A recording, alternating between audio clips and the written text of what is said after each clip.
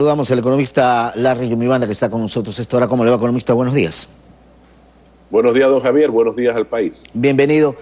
A ver, 80 días más o menos del nuevo gobierno. ¿Son necesarias estas manifestaciones o qué es lo que está ocurriendo en el Ecuador? A ver, en estos momentos necesitamos trabajar como país para poder salir de la peor crisis económica que se generó en el año 2020. Eso por un lado. Por otro lado, yo creo que el gobierno ha fallado en la comunicación y en agilitar justamente temas muy sensibles que fueron producto de las manifestaciones de ayer. Yo creo que si el gobierno agilita estos temas y llama al diálogo, se reúnen, logran políticas prácticamente concretas para atender, por ejemplo, el tema de la focalización a los subsidios, que es un tema que se viene hablando desde mayo del 2020, cuando se lanza el decreto por parte de Lenín Moreno, y él lo manifestó, y eso está impreso en el documento, que iban a implementar una política de focalización.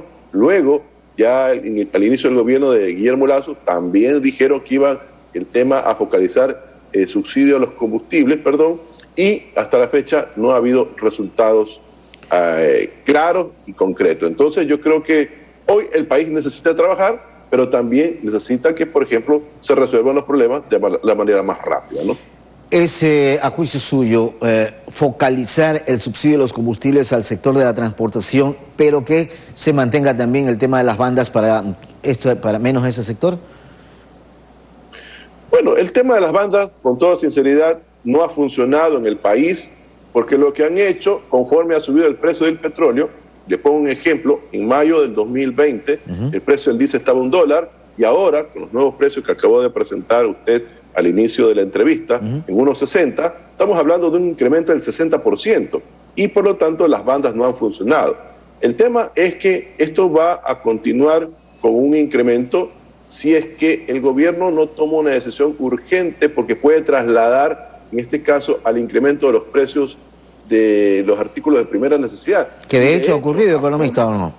A julio ya lo que tiene que ver con el aceite, el pollo, la carne, el tomate y otros productos más han comenzado a tener crecimientos un poco más de lo normal que ha venido sucediendo en los últimos meses.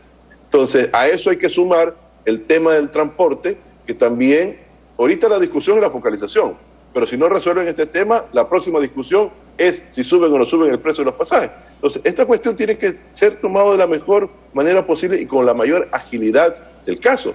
Si no, lastimosamente, esta manifestación que se dio el día de ayer puede replicarse en el futuro, y eso es lo que no necesita el país en los actuales momentos. ¿Solamente es el tema del precio de los combustibles lo que genera esta reacción o es otro el tema que se maneja para las movilizaciones? Bueno, de lo que yo vi y me enteré por los medios de comunicación, que es el tema del arroz, que también es un tema que quedó pendiente por parte del Ministerio de Agricultura. No ha habido políticas claras.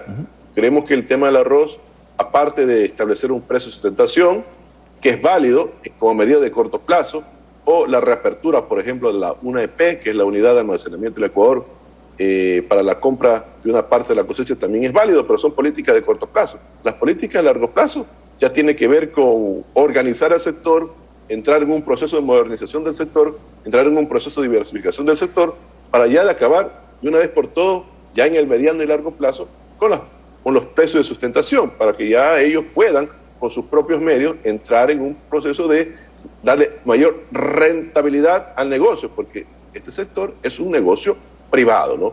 Pero vamos a ver qué es lo que ocurre en los próximos días. Se viene el tema con el Fondo Monetario Internacional. Para este mes ofreció el ministro de Economía presentar un borrador para la socialización de lo que tiene que ver con la reforma tributaria. Creemos que esa reforma tributaria puede ser, de alguna otra forma, un paso importante si se aplica lo que se dijo en campaña, que es la reducción de algunos impuestos, especialmente el IVA, para generar mayores noticias positivas, que es lo que realmente quiere el país. Y a propósito del Fondo Monetario Internacional, organismo que da una especie, digamos que de salvataje a los países en el mundo, el Ecuador va a recibir $1.000 millones. ¿Hacia dónde deben estar dirigidos esos, economistas?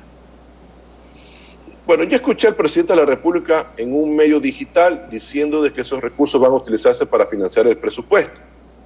Hasta cierto punto está bien, pero por otro lado dice el gerente general del Banco Central que van a utilizar esos recursos para aumentar las reservas internacionales.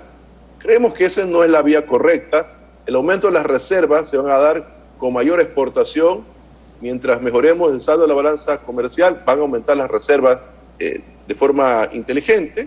Creemos que esos recursos deben ser destinados exclusivamente para gasto de inversión, no para gasto corriente, para gasto de inversión, porque ahí se va a generar un efecto multiplicador, y me refiero específicamente para obras de infraestructura, escuelas, carreteras, que genere movimiento económico, que motive también al sector privado a creer en el país, a reinvertir sus ingresos para poder salir de esta situación económica que, insisto, caímos en el 2020 en el menos 7.8%, en la caída más dramática de toda la historia económica del país.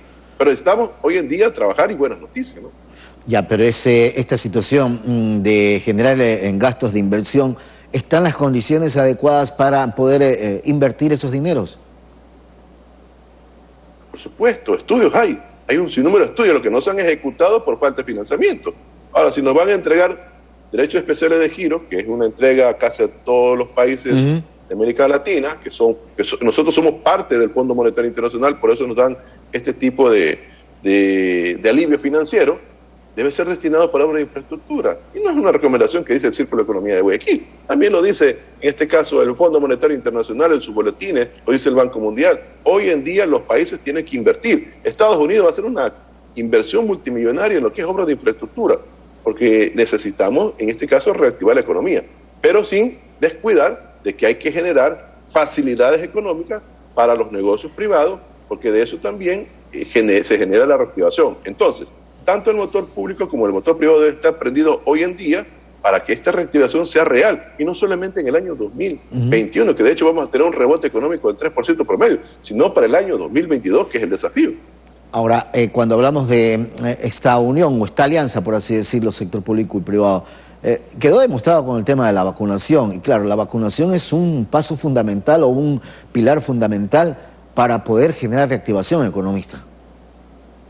Sí, me parece que es un éxito, y llegar a los 9 millones de ecuatorianos en los días que ofreció el gobierno de la República, yo creo que está bien, pero ojo, es solamente el 60%. Todavía falta vacunar más de 9 millones y ojalá eso se culmine ya para finales de año, porque queremos empezar el 2022 con una población 100% vacunada y con un incremento de los procesos de producción del país para cuando ya todas las personas entren a trabajar de forma presencial en el Ecuador. Entonces, eso va a generar también crecimiento económico y se va a traducir en un incremento paulatino de la recaudación tributaria, que es lo que hace falta hoy en día para financiar los presupuestos. El manejo económico es fundamental en cualquier gobierno, y le pregunto esto porque sí quisiéramos conocer cómo ve el panorama que se pueda generar de aquí hasta diciembre para cerrar este 2021. No sé si haya los porcentajes de crecimiento de esas perspectivas o eso, para conocer hacia dónde podemos ir, ¿no? A ver, lo único que le solicitamos al presidente de la República es que cumpla con los compromisos de campaña. Él ofreció, por ejemplo, una reforma del Código Laboral, pero nunca ofreció elaborar 2 códigos. Entonces, no se puede, es una aberración jurídica eso. Lo que nosotros hemos dicho, por ejemplo, es que en el Código de Trabajo actual se debe hacer una reforma específicamente para que, como hay la contratación completa y la contratación parcial, pero la contratación parcial tiene candados, esos candados deben romperse, o sea que debe aplicarse la contratación parcial para todas las actividades del país, obviamente respetando los beneficios sociales, para que se contrate en el Ecuador a tiempo completo, a tiempo parcial, y eso queremos verlo en el debate. Queremos ver en el debate, por ejemplo, el tema de las reformas a la alianza público-privado. Queremos ver en el debate, por ejemplo, las reformas al Código de la Producción para el establecimiento de la zona franca orientada a la exportación para todo el perfil costanero. O sea, hay muchas cosas por trabajar, pero ya tenemos que salir del tema de la vacunación.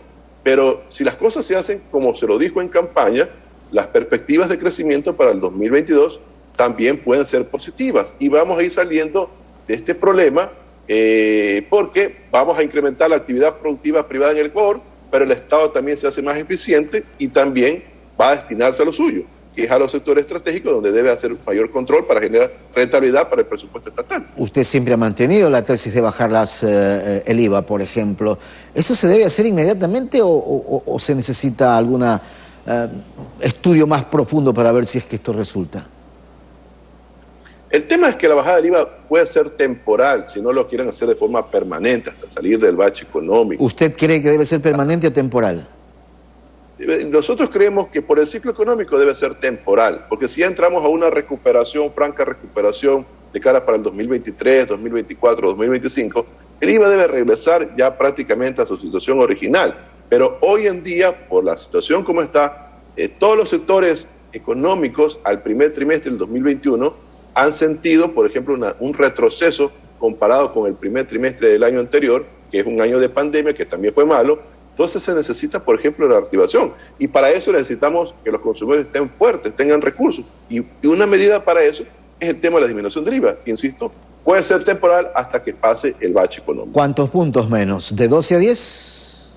Nosotros hemos planteado dos puntos, pero ojo, hay que revisar exenciones tributarias, hay que revisar devoluciones tributarias, porque el establecimiento de exenciones, el establecimiento de devoluciones es porque los impuestos en el Ecuador son sumamente elevados. Más allá de que también se debe disminuir progresivamente y de manera técnica el impuesto a la salida de divisas, entre otros tributos que son muy nocivos para el Ecuador. Pero insisto, es el momento porque la situación lo amerita, ¿no? ¿El impuesto a la salida de divisas debe ser gradual la reducción o de golpe y porrazo, economista?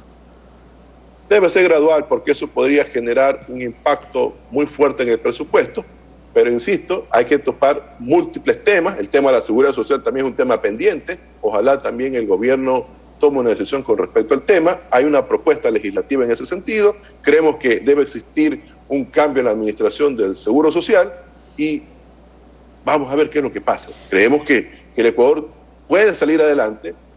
Se ven mejorías en cuestiones de recaudación tributaria y eso es bueno, pero eso no se debe a las políticas del gobierno, porque ha habido políticas muy light al inicio de gestión, sino porque el efecto rebote de la propia economía, de las fuerzas productivas, ha hecho que, por ejemplo, poco a poco la economía salga a flote. Entonces, donde se debe apuntar es justamente para el 2022 y lo que hemos conversado aquí, el tema de la disminución de impuestos, el tema, por ejemplo, de bajar las tasas de interés, aunque dicen que ya han presentado una nueva metodología, no lo han presentado todavía al país, pero es necesario también revisar el tema de las tasas de interés, los recursos de los derechos especiales de giro netamente dirigidos a lo que es obra pública, y así vamos saliendo de este problema que es justamente resolver el tema del empleo, que fue uno de los temas de las manifestaciones del día de ayer. Reducir las tasas de interés no es fácil, ¿ah? No es fácil, pero son necesarios, porque Colombia lo ha hecho, lo han hecho otros países, lo ha hecho Europa, todos con el ánimo de poder generar mayor acceso al crédito a la población. Eso también implica una mayor inclusión financiera en el país. Y los negocios necesitan reactivarse, porque si comenzamos a comparar tasas de interés del sector microempresarial del Ecuador, que son el 25% promedio, versus las tasas de interés de otras economías dolarizadas, como por ejemplo en Panamá y El Salvador, estamos hablando que hay una diferencia abismal. El Salvador y Panamá promedio son el 11%, mientras que en el país es el 25%. Entonces hay que entrar en un proceso de revisión, porque si también se hacen las cosas de forma correcta, el riesgo país puede bajar y por lo tanto también tiene que bajar las tasas de interés. ¿Falta agilidad entonces para aplicar determinadas medidas, economista? Falta agilidad y comunicación, que es lo que creo es la debilidad del gobierno actual. Y en el tema de la generación de empleo, estas reformas o esta nueva ley, la ley de oportunidades, que es lo que se está analizando o planteando en su momento, no debería ser paralela al código de trabajo ya existente, es lo que usted sostiene, es decir, más bien reformarse el código de trabajo. Pero por supuesto, la cuestión que sería contra la Constitución y sería una aberración jurídica. Entonces no puede haber empleados con un código y empleados con otro código. Entonces yo creo que haya habido falta de asesoramiento por parte del presidente de la República. Creemos que el actual código debe ser totalmente cambiado con nuevas modalidades de trabajo que de acuerdo a lo que se ha generado en este siglo XXI tiene que incorporarse en esta nueva normativa. Pero insisto, no se puede hacer contratación por horas porque está en la Constitución, pero lo que sí se puede hacer para darle cierta flexibilidad laboral en el país es que se utilicen los instrumentos que están en el mismo código, como lo mencioné. La jornada completa, las 8 horas de trabajo, pagando todos los beneficios de ley, y la jornada parcial, que son 4 horas, prácticamente pagando todos los beneficios de ley, y eso está en el código, que lastimosamente hay un candado que hay que romperlo, ¿no? Economista, quiero agradecerle por haber estado con nosotros esta mañana. Buen día. Gracias, don Javier. Un abrazo para todos. A usted, Larry Yumibanda, analista económico, la situación de las perspectivas de nuestro país a propósito de todas estas medidas que se deberían tomar. Son las 7 de la mañana con 22 minutos.